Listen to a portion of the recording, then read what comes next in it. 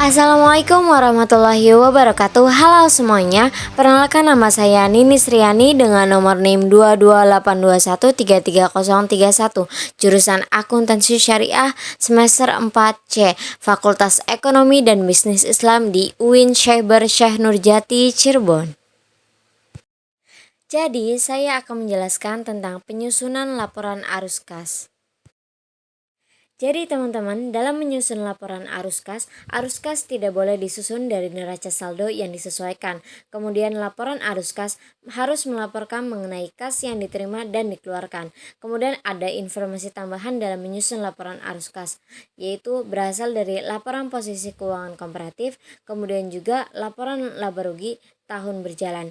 Selanjutnya, langkah utama dalam menyusun laporan arus kas yaitu tentukan nilai kas neto yang dihasilkan oleh aktivitas operasi dengan menyesuaikan laba neto yang semula menggunakan basis akrual menjadi basis kas. Kedua, menganalisis perusahaan pada aset jangka panjang dan akun liabilitas serta catatan aktivitas investasi dan pendanaan. Ketiga, bandingkan perubahan pada nilai kas neto di laporan arus kas dengan saldo kas pada laporan posisi keuangan. Selanjutnya, dalam menyusun laporan arus kas ada dua metode yang digunakan, yaitu metode langsung dan juga metode tidak langsung. Dalam sebuah perusahaan itu harus menyesuaikan laba neto dari basis akrual menjadi basis kas yang dapat dilakukan dengan metode berikut. Dalam metode tidak langsung dapat menyesuaikan nilai laba neto untuk item-item yang tidak mempengaruhi kas.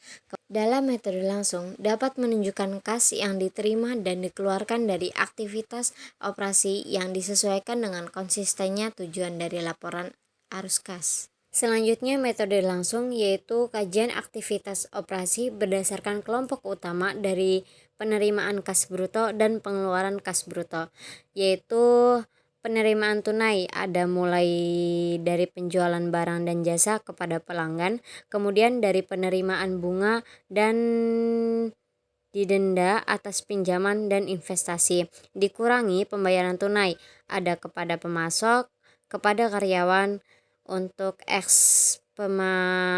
operasional, kemudian ada untuk kepentingan dan juga untuk pajak. Nah, itu setara dengan kas bersih disediakan oleh aktivitas operasi. Kemudian penerimaan uang tunai dari pelanggan sama dengan pendapatan dari penjualan, yaitu ditambah penurunan piutang atau dikurangi peningkatan piutang. Kemudian pembayaran tunai untuk biaya operasional yaitu sama dengan biaya operasional, bisa ditambah peningkatan biaya dibayar di muka atau dikurangi penurunan biaya dibayar di muka. Kemudian juga bisa ditambah penurunan hutang biaya yang masih harus dibayar atau dikurangi peningkatan utang biaya yang masih harus dibayar. Oke, next kita ke metode tidak langsung, yaitu penyajian aktivitas operasi berdasarkan laba atau rugi neto yang disesuaikan dengan mengoreksi pengaruh transaksi non-kas, penangguhan atau akrual dari penerimaan atau pembayaran kas untuk operasi masa lalu dan masa depan, dan unsur penghasilan atau beban yang terkait dengan arus investasi atau pendanaan, yaitu yang pertama pendanaan bersih dulu, kemudian tambahannya itu ada beban penyusutan, diantaranya ada amortisasi aset tak terwujud, kemudian amortisasi diskon obligasi, peningkatan kewajiban pajak penghasilan tangguhan, kemudian kerugian investasi, ada saham biasa dengan menggunakan metode ekuitas. Selanjutnya ada kerugian penjualan aset tetap, kerugian penurunan nilai aset, penurunan piutang, penurunan persediaan, penurunan biaya dibayar di muka, peningkatan hutang usaha, peningkatan kewajiban yang masih harus dibayar. Dalam pengurangannya itu ada amortisasi premi obligasi, penurunan kewajiban pajak penghasilan tangguhan, pendapatan dari investasi pada saham biasa menggunakan metode ekuitas, kemudian ada keuntungan penjualan aset tetap, ada peningkatan piutang, peningkatan persediaan, peningkatan biaya dibayar di muka, kemudian ada penurunan hutang usaha dan juga ada penurunan kewajiban yang masih harus dibayar. Next, kita ke keunggulan metode langsung dan juga tidak langsung. Siapa nih yang belum tahu tentang keunggulan metode langsung dan tidak langsung? Jadi, keunggulan metode langsung yaitu menunjukkan penerimaan dan pembayaran kas di aktivitas sebagai operasi. Kemudian, informasi dalam bentuk penerimaan dan pengeluaran kas lebih dapat dijelaskan kemampuan perusahaan dalam menghasilkan arus kas dari aktivitas sebagai operasi yang memadai untuk membayar utang, membiayai kembali kegiatan operasi, dan juga membayar dividen dan ke pemegang saham. Kemudian, keunggulan metode tidak langsung yaitu hanya berfokus pada perbedaan antara laba atau rugi bersih dengan arus kas bersih operasi dari kegiatan.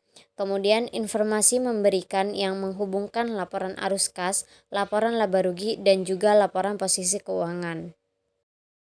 Selanjutnya di sini ada contoh yaitu laporan posisi keuangan koperasi pada PT Rosemar untuk tahun buku 2012 dan juga 2011.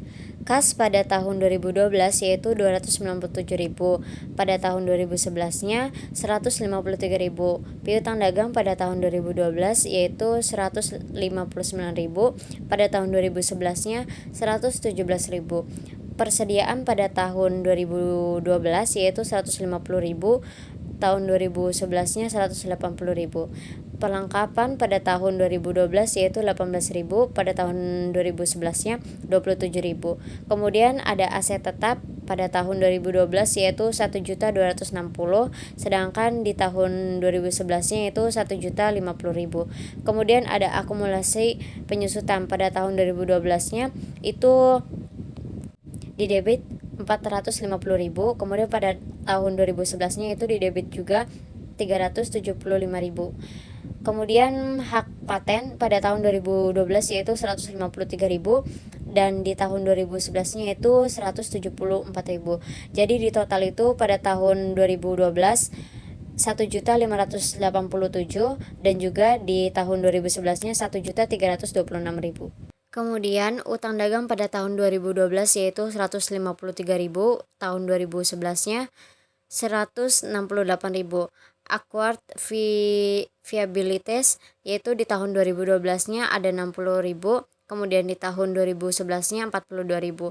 Wesel bayar jangka panjangnya itu di tahun 2012 nggak ada, kemudian di tahun 2011-nya itu 450.000. Kemudian ada modal saham atau preferen yaitu di tahun 2012 525.000, kemudian pada tahun 2011-nya itu tidak ada.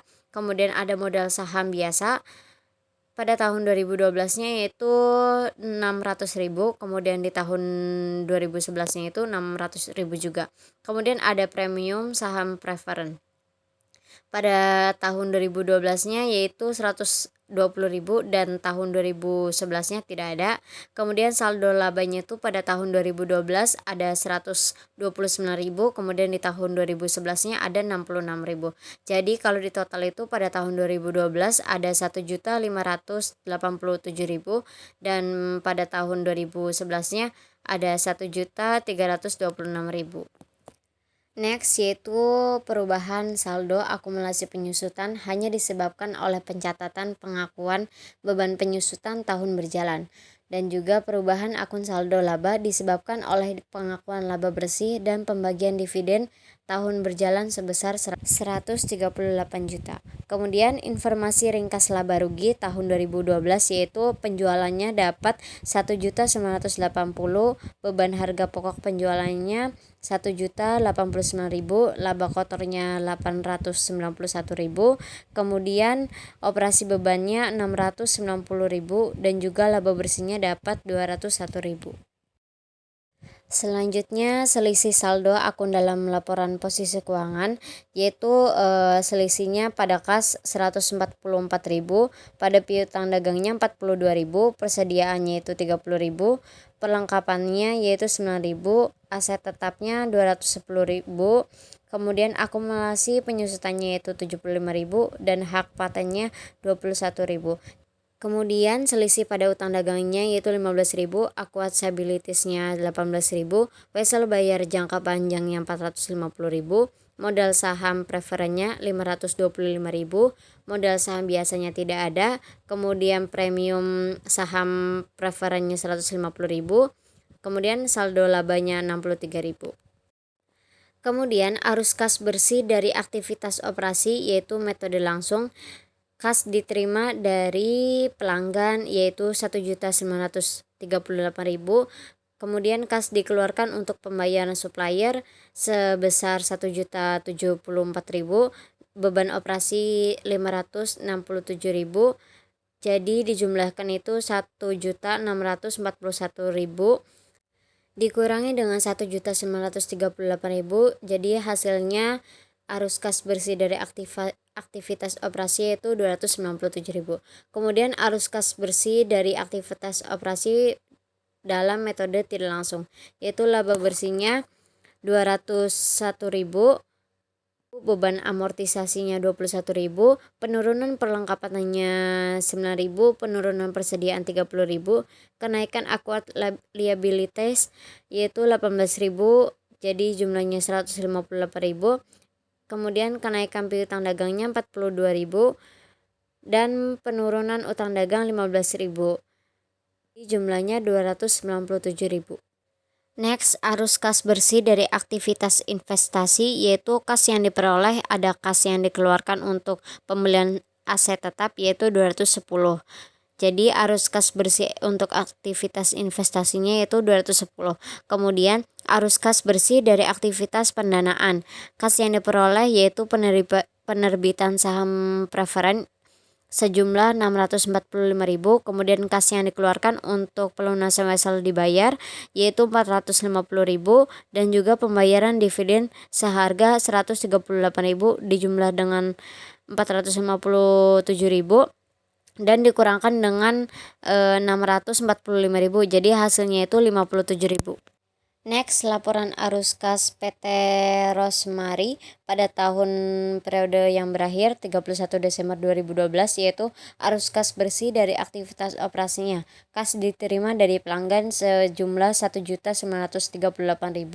Kemudian kas dikeluarkan untuk pembayaran supplier sejumlah 1.074.000. Kemudian beban operasinya sebesar 567.000 yang jumlahnya 1.641.000 dikurangi dengan 1.938.000. Jadi hasil akhirnya yaitu 297.000. Selanjutnya arus kas bersih dari aktivitas investasi yaitu kas yang diperoleh. Kas yang dikeluarkan untuk pembelian aset tetap sebesar 210.000. Arus kas bersih untuk aktivitas investasi sejumlah 210.000. Kemudian arus kas bersih dari aktivitas pendanaan yaitu kas yang diperoleh penerbitan saham preferen sejumlah 645.000. Kemudian kas yang dikeluarkan untuk pelunasan wesel sebesar 450.000, pembayaran dividen sebesar 138.000 dijumlah menjadi 588.000. Kemudian arus kas bersih dari aktivitas pendanaan sejumlah 57.000 dikenakan saldo kas sejumlah 144.000. Kemudian saldo awal kas yaitu sebesar 153.000 dan saldo akhir kasnya 297.000. Oke teman-teman, mungkin itu saja yang bisa saya sampaikan. Wassalamualaikum warahmatullahi wabarakatuh.